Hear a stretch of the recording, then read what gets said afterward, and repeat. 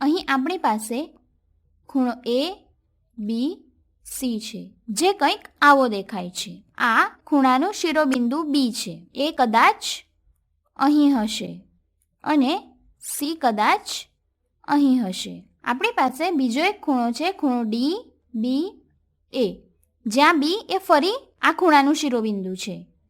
તેથી બિંદુ ડી અહીં હશે, કદાચ બિંદુ ડી અહીં હશે. આપણે જાણીએ છીએ કે ખૂણા ડી બી એનું માપ બરાબર 40°, એટલે કે આ ખૂણો 40°નો છે. અને આપણે એ પણ જાણીએ છીએ કે માપખૂણો એબીસી બરાબર 50° છે, એટલે કે આ ખૂણો 50°નો છે. અહીં ઘણી બધી રસપ્રદ બાબતો છે. પ્રથમ રસપ્રદ બાબત એ છે, આ બંને ખૂણા એક જ સામાન્ય બાજુ પાસે રચાય છે.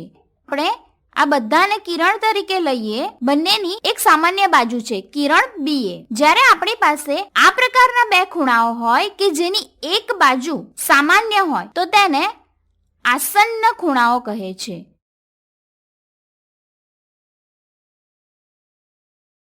કારણ કે આસન્ન શબ્દનો અર્થ એક પછી એક આવતા ખૂણા એમ થાય છે. અને હજી એક બાબત એ છે કે જેના પર તમે થોડું વધુ ધ્યાન આપ્યું હશે.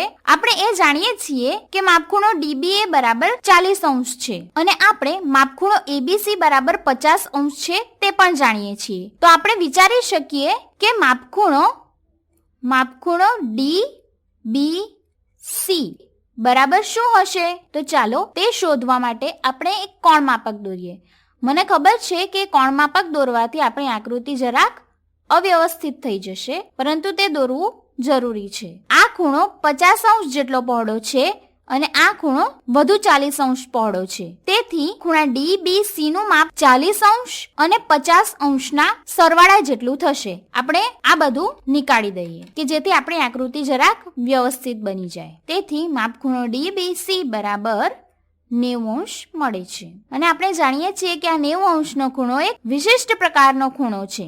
આ કાટખૂણો છે, એટલે કે 90°નો ખૂણો છે. અહીં આ બંને ખૂણાઓના માપનો સરવાળો 90° થાય છે. તેથી તેના માટે પણ એક વિશિષ્ટ શબ્દ વપરાય છે અને તે છે કોટિકોણ. તેથી આપણે કહી શકીએ કે ખૂણો ડી બી એ અને ખૂણો એ બી સી કોટિકોણના ખૂણાઓ છે.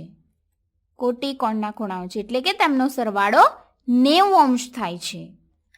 તેથી માપખૂણો ડી બી એ વત્તા માપખૂણો એ બી સી બરાબર 90°. જ્યારે તેમનો સરવાળો કરીશું તો તે કાટખૂણો બનાવશે. અને આ બીજો પારિભાષિક શબ્દ છે કે જે કાટખૂણા સાથે સંબંધિત છે.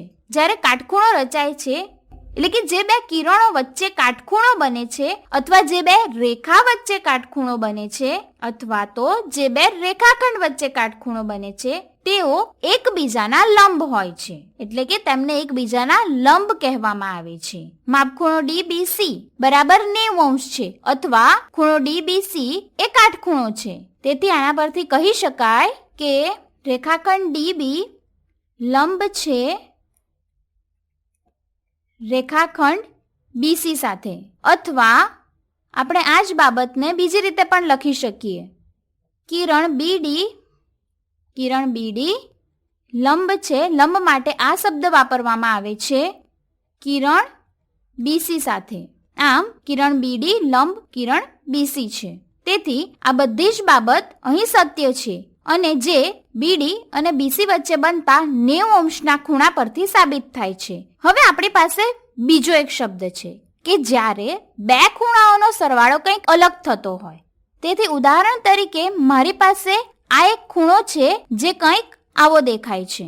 અહીં આપણે આ ત્રણેય બિંદુઓને નામ આપી દઈએ. તો ચાલો, આ એક્સ છે, આ વાય છે અને આ ઝેડ. અને માપખૂણો XYZ બરાબર 60° છે. તો ચાલો, મારી પાસે બીજો એક ખૂણો છે જે કંઈક આવો દેખાય છે. તેને પણ આપણે નામ આપી દઈએ. આ M, N અને આ O. અને આપણે એમ કહીએ કે આ MNO આ ખૂણાનું માપ 180° 20 અંશ છે. તો ચાલો આપણે આ બંને ખૂણાઓનો સરવાળો કરીએ. માપ ખૂણો MNO વત્તા માપ ખૂણો XYZ બરાબર 120 અંશ વત્તા 60 અંશ બરાબર 180 અંશ. આમ જો આપણે આ બંને ખૂણાઓનો સરવાળો કરીએ છીએ તો ખરેખર આપણને તે અડધા વર્તુળ જેટલું મળે છે અથવા તો કોણ માપકનું અર્ધ વર્તુળ મળે છે.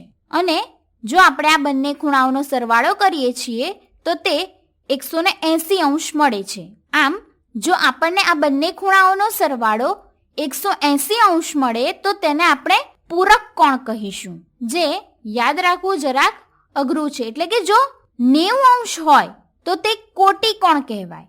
એટલે કે આ બંને ખૂણા એકબીજાના કોટી કોણ છે. અને જો સરવાળો 180 અંશ મળે તો તેને આપણે પૂરક કોણ કહીશું. એટલે કે આ બંને ખૂણાઓ પૂરક કોણના ખૂણાઓ છે. એટલે કે તેમનો સરવાળો 180 અંશ થાય છે. આમ જો આપણી પાસે બે પૂરક કોણના ખૂણાઓ હોય કે જે આસન્ન ખૂણાઓ છે તો તેઓની એક બાજુ સામાન્ય હશે. તો ચાલો તે આપણે અહીં દોરીએ. ચાલો મારી પાસે આ એક ખૂણો છે જે કંઈક આવો દેખાય છે. હું તેને મૂળાક્ષરો વડે નામ આપું છું અને હું મૂળાક્ષરોનું પુનરાવર્તન કરીશ. તેથી આ A બિંદુ, બિંદુ B અને આ બિંદુ C. ચાલો આપણે બીજો એક ખૂણો લઈએ અને જે કંઈક આવો દેખાય છે. અહીં બિંદુ D છે. ફરીથી આ ખૂણો 50 અંશનો છે અને આ ખૂણો 130 અંશનો છે. ખૂણો DBA વત્તા ખૂણો ABC માટે જો આપણે તે બંનેનો સરવાળો કરીએ તો 130 અંશ વત્તા 50 અંશ બરાબર 180 અંશ મળે છે. તેથી તેઓ પૂરક કોણના ખૂણાઓ છે. ખૂણો DBA અને ખૂણો ABC પૂરક કોણના ખૂણાઓ છે કારણ કે તેમનો સરવાળો 180 અંશ થાય છે. તેઓ આસન્ન ખૂણાઓ પણ છે. આમ આ બંને ખૂણાઓ પૂરક કોણના ખૂણાઓ પણ છે અને આસન્ન ખૂણાઓ પણ છે. જો આપણે આ પહોળા ખૂણાને જોઈએ કે જ્યાં બાજુઓ વડે બનતો ખૂણો રચાય છે તે સામાન્ય નથી. ખૂણો DBC કે જે એક સીધી રેખા છે તેને આપણે રૈખિક ખૂણો પણ કહી શકીએ. રૈખિક ખૂણો પણ કહી શકીએ. આમ અહીં આપણને ઘણા બધા શબ્દોનો પરિચય થયો. તો ચાલો આપણે તેનું પુનરાવર્તન કરીને જોઈએ. અહીં આ ખૂણાઓ કોટીકોણના ખૂણાઓ છે. આ બંનેનો સરવાળો 90 અંશ થાય છે. જે બે બાજુઓ વડે કાટખૂણો બનતો હોય એ બે બાજુઓ એકબીજાની લંબ હશે. અને પછી છે પૂરક કોણના ખૂણાઓ. જે બે ખૂણાઓનો સરવાળો 180 અંશ થાય તો તેઓ પૂરક કોણના ખૂણાઓ હશે. અને તે જ પ્રમાણે જો તેઓ આસન્ન ખૂણાઓ હોય તો તેઓ રૈખિક જોડના ખૂણાઓ પણ હશે. અથવા બીજી રીતે જો આપણી પાસે રૈખિક જોડના ખૂણાઓ હશે તો બંનેમાંથી એક ખૂણો બીજા ખૂણા સાથે પૂરક કોણનો ખૂણો બનાવશે.